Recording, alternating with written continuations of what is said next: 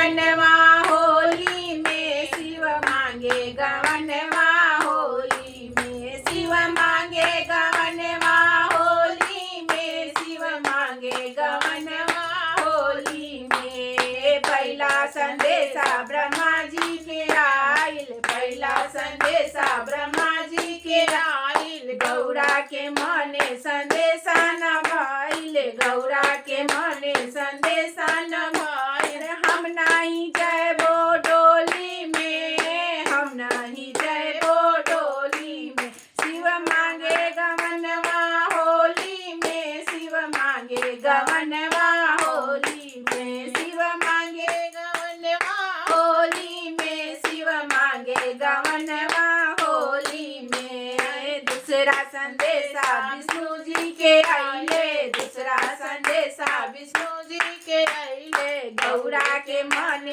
संदेशा न भइले गौरा के मने संदेशा न भइले अरे हम नहीं जयबो डोली में अरे हम नहीं जयबो डोली में शिव मांगे गवनवा होली में शिव मांगे गवनवा होली में शिव मांगे गवनवा होली में शिव मांगे गवनवा होली में तीसरा संदेशा नारद जी के आइले तीसरा संदेशा नारद जी के आइले गौरा के मने संदेशा न भइले गौरा के मने संदेशा न भइले अरे हम नहीं जयबो डोली में शिव मांगे गवनवा होली में अरे हम नहीं जयबो डोली में शिव मांगे गवनवा होली में शिव मांगे गवनवा होली में शिव मांगे गवनवा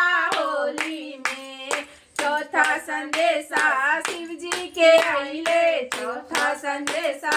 शिव जी के आइले गौरा के मने संदेशा भगैले गौरा के मने संदेशा